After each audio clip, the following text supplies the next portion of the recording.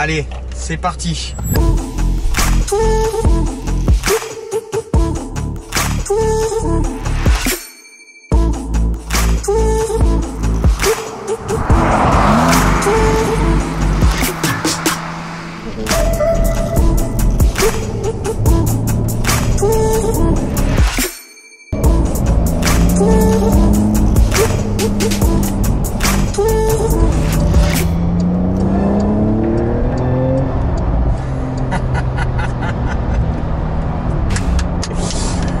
Allez, soyons un petit peu sérieux. Salut à tous les amis, bienvenue au Billet Auto. J'espère que tout roule pour vous et bienvenue dans la Porsche 911 type 992, la légende, l'icône, ma licorne. Je pensais qu'il fallait être très fort pour faire mieux que la version 991 qui pour moi est une des plus belles 911 de l'histoire, avec la génération 993, 911 moderne, 100 ans. Alors, esthétiquement parlant, moi j'aime beaucoup, à force de vivre avec. Les dimensions sont parfaites, 4,52 m de long, 1,85 m de large et une carrosserie large pour tout le monde. Que vous ayez une version normale, une Carrera ou une Carrera S, qu'elle soit 2 ou 4, elle est immédiatement reconnaissable. C'est une 911. On va pas se le mentir, ça reste une des voitures les plus légendaires de la planète, notamment en termes de design. La ligne globale n'a jamais changé, elle s'est juste adaptée, elle a grandi avec son temps, il grandit au sens propre comme au sens figuré. Elle est plus toute petite comme avant, mais elle reste compacte.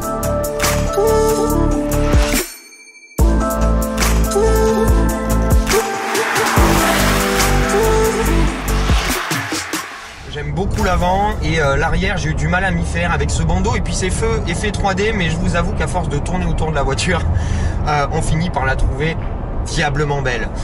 C'est très subjectif et c'est vrai que j'ai du mal à être objectif avec cette 911. Une ligne intemporelle, de belles ailes, un train avant élargi, des hanches sculptées à l'arrière qu'on a l'occasion de voir dans les rétros, ça fait beaucoup de bien. À l'intérieur, comment vous dire,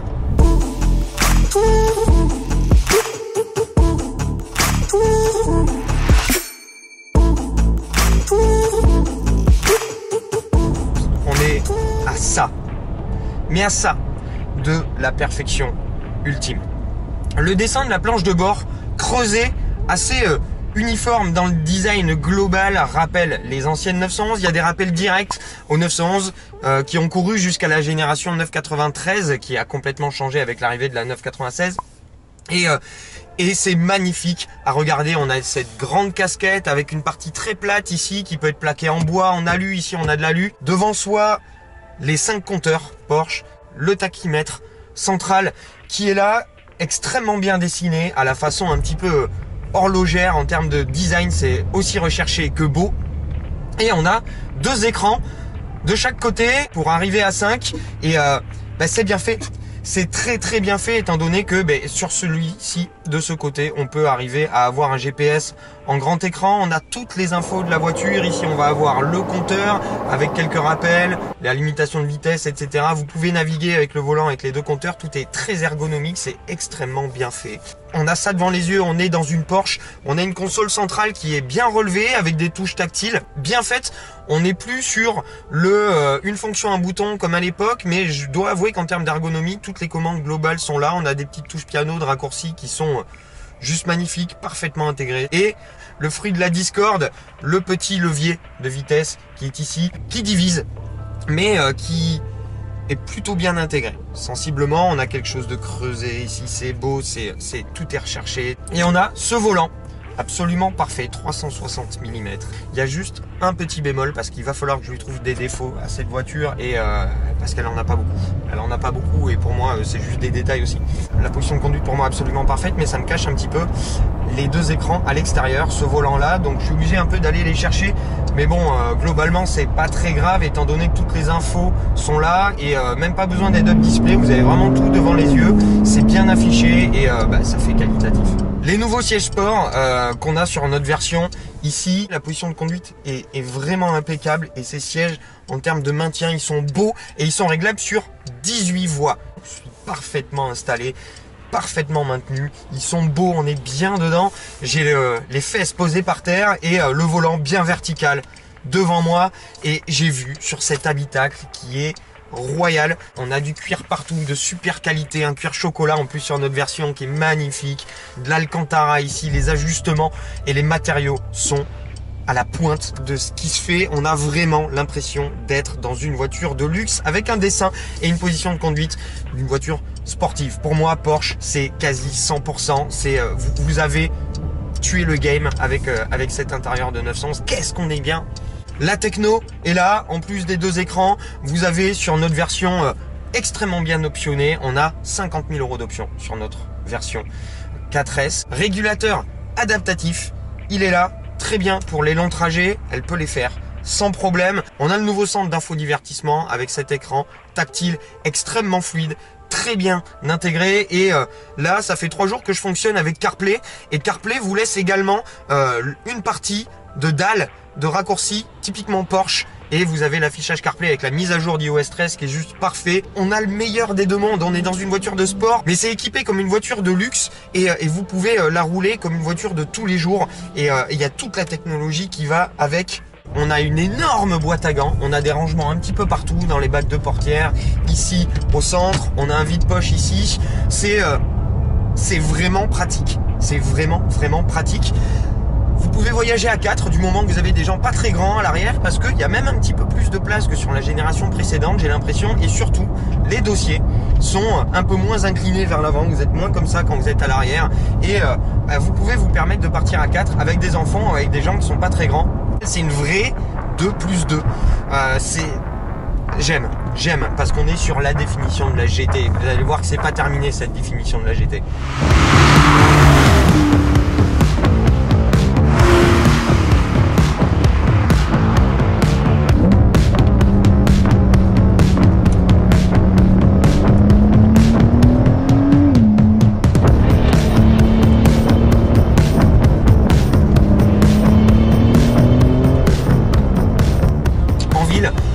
Zéro problème. La voiture se conduit comme une compacte, à ceci près que vous avez la position de conduite et la fermeté sous-jacente de cette suspension qui vous rappelle que vous êtes dans une voiture de sport. Vous avez énormément de visibilité et quasiment pas d'angle mort. Et les 4 roues directrices qui équipent notre modèle qui lui permettent de se faufiler absolument parfaitement partout. C'est hyper agile. C'est bluffant. Vraiment, c'est bluffant. Les commandes sont souples et elle vous met en confiance. Vous n'avez pas l'impression de conduire une voiture ultra méga sportive tout le temps, et vous pouvez, sans pression, la rouler tous les jours en ville pour aller chercher le pain, pour aller faire vos courses, parce que vous avez 265 litres de coffre à l'arrière une fois que vous avez rembattu les 2 petites banquettes, plus 132 litres à l'avant. Quoi de mieux? Quoi de mieux? Je vous pose la question. Je vous le dis et en même temps ça me bluffe. Je suis désolé, je redécouvre la voiture en même temps que je vous en parle. Ici on a le lift, très pratique pour les dodanes un petit peu hors la loi, qui fleurissent partout dans nos centres-villes et dans nos agglomérations. Une fois que vous sortez de la ville, vous avez le régule adaptatif, vous avez une insonorisation plutôt bonne. Pas mal de bruit de roulement parce qu'on a du 245 par 20 à l'avant et du 305 par 21 à l'arrière. Donc effectivement, on entend le moteur qui est juste derrière et ça fait du bien d'entendre un moteur derrière. Et je viens de découvrir que le volant est également chauffant. Voilà, avec un petit bouton caché juste ici. C'est génial. Les longs trajets seront aussi l'occasion de profiter du système Burmester, impressionnant de qualité. Tout ça c'est bien sympa, mais une fois qu'on sort de la ville, on quitte le mode normal qui gérait parfaitement la nouvelle boîte PDK 8 rapports avec une gestion en auto parfaite. La PDK qui, dans cette déclinaison 8 rapports, concilie le meilleur des deux mondes avec une douceur improbable en ville et une super réactivité une fois qu'on commence à faire du sport. Et là, un petit peu plus de son et une boîte en auto qui va devenir beaucoup plus réactive. Je suis en mode sport juste. Et on entend le flatis, on entend cet échappement qui chante et on peut réellement commencer à profiter de ce châssis qui est juste exceptionnel. Tandis que ceux qui voudront des accélérations de folie pourront presser le bouton Sport Response sur le sélecteur de mode de conduite qui leur donnera toutes les watts pendant 20 secondes, histoire de dépasser encore plus en sécurité. On se retrouve avec quelque chose d'un peu plus ferme, avec le PDCC en sport. La voiture est plus réactive également en termes de direction. On a une direction 100% électrique, mais qui a un toucher de direction hydraulique. Je sais pas comment Porsche a fait pour calibrer cette direction, mais on a vraiment l'impression d'avoir les mains sur les routes. C'est délicieux de consistance, c'est délicieux de poids. La voiture est vive, légère, mais vous sentez dans cette direction que vous avez vraiment les pneus au bout des doigts. C'est assez exceptionnel. Et même en cruisant sur le couple du flat 6 de 450 chevaux et 530 Nm, et vous pouvez passer en manuel avec le petit bouton qui est ici et profiter de toute la bande de couple de 1000 à 7200 tours minute. C'est assez linéaire, mais vous vous sentez happé par l'intérieur du siège. En agrément, c'est parfait. Vous avez du couple de suite, du début jusqu'à la fin du compte tour. Et le flat 6 3 litres biturbo a l'avantage de pouvoir prendre des tours sans rechigner, et comparé à la précédente version 991 en GTS, cette 4S propose la même puissance que la GTS, mais avec un petit peu plus de couple en bas encore, pour un meilleur agrément encore. Vous avez le flat 6 qui se réveille, l'échappement qui s'ouvre un petit peu, et puis ce semblant de bruit d'admission qui vient de l'arrière. Il n'y a rien de fake, il n'y a rien qui sort des enceintes. Vous avez vraiment le flat 6 en Dolby dans vos oreilles, et vous l'entendez vraiment. Et vous avez ce de turbo qui est jouissif quand vous enroulez sur le couple. Vous avez envie. C'est une voiture qui vous récompense, même à faible vitesse, même en enroulant sur le couple, sur un rythme cool, rapide. C'est juste exceptionnel. En mode sport, vous avez en termes de réactivité pédale quelque chose qui est encore jamais vu pour moi sur un moteur turbo. Vous avez l'impression d'avoir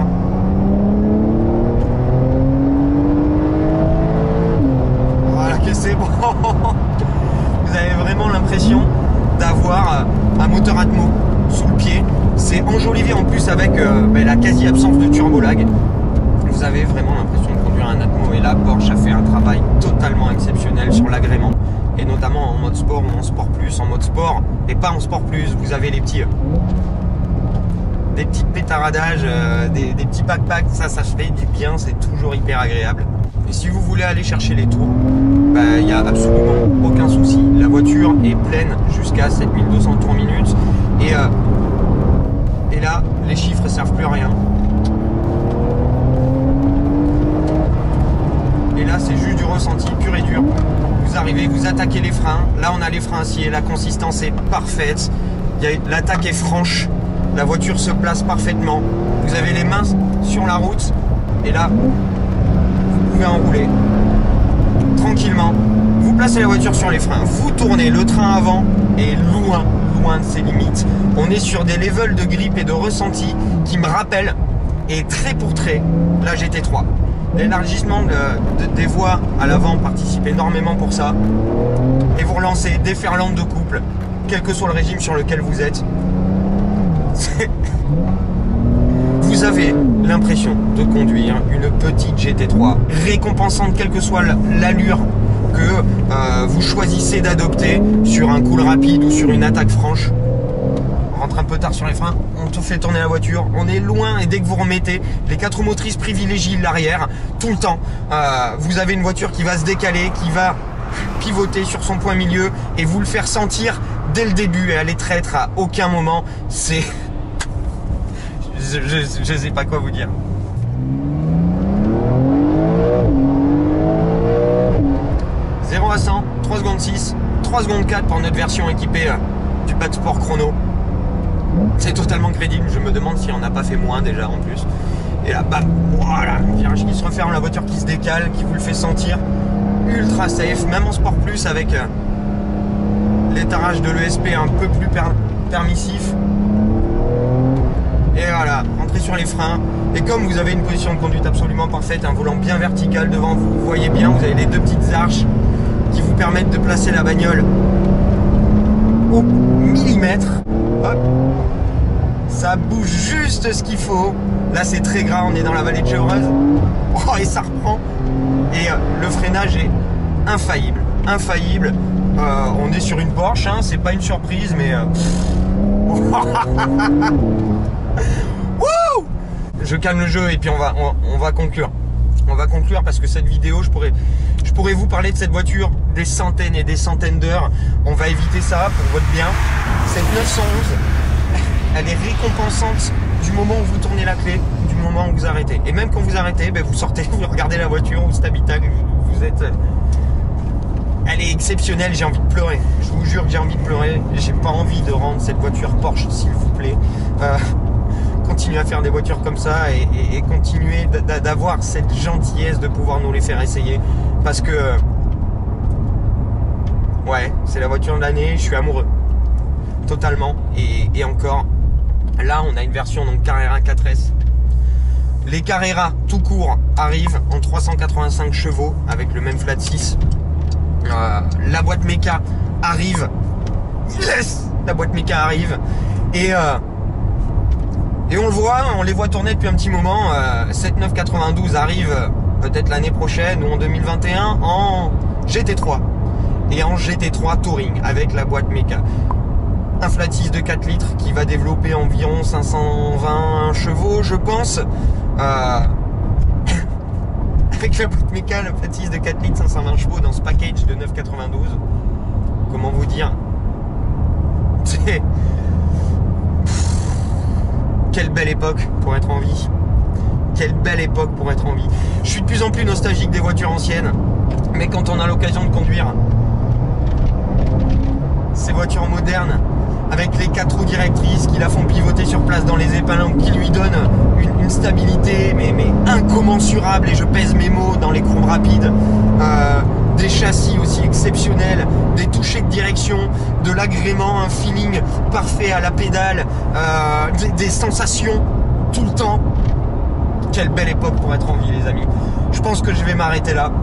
On va parler d'économie. Porsche annonce 9 litres de conso moyenne avec la voiture. Je suis plus à 12 litres 5, 12 litres 8. Ce qui est vraiment très très bon compte tenu du rythme que j'adopte avec cette voiture depuis quasiment 3 jours maintenant. Elle coûte 130 000 € de base, cette 4S. On est à 180 000 avec les options, 50 000 € d'options. Tout est en option sur cette voiture. C'est la politique Porsche, mais ça fonctionne. Ils vendent des voitures, ils font de la marge là-dessus. Les sceptiques, essayez-la. Vous avez la quadrature du cercle avec cette Porsche 992, donc vous l'aurez compris, on l'a adoré cette voiture. Pas de dépassement. C'est de la performance utilisable au quotidien et récompensante. En termes d'efficacité, vous rejoignez une 911 Turbo ou une Nissan GT-R sur une facilité d'utilisation, une récompense, une... Stop, je m'arrête là. J'espère que vous avez kiffé cet essai totalement décousu.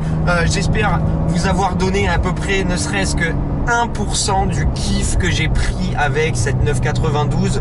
Voilà, si vous avez kiffé, n'hésitez pas à mettre le petit pouce, likez, partagez la vidéo avec vos amis, abonnez-vous si c'est pas déjà fait, donnez-nous de l'amour, donnez de l'amour à cette Porsche 911 et je vous remercie encore et toujours d'être avec nous, les amis. Je vous aime. Merci de faire du billet auto ce qu'il est aujourd'hui. Et voilà, merci de faire vivre la passion, la communauté. On a une communauté exceptionnelle. Je vous remercierai à jamais assez. Merci à Porsche France de nous avoir fait confiance et de nous avoir prêté cette arme ultime. Je vous donne rendez-vous très très vite pour l'élection de la voiture de l'année. En ce qui me concerne, il n'y a pas énormément de suspense, mais j'aimerais connaître votre avis. Et voilà, à très bientôt, les amis. Très bonne continuation et très bonne fin de ce que vous êtes en train de faire. Ciao.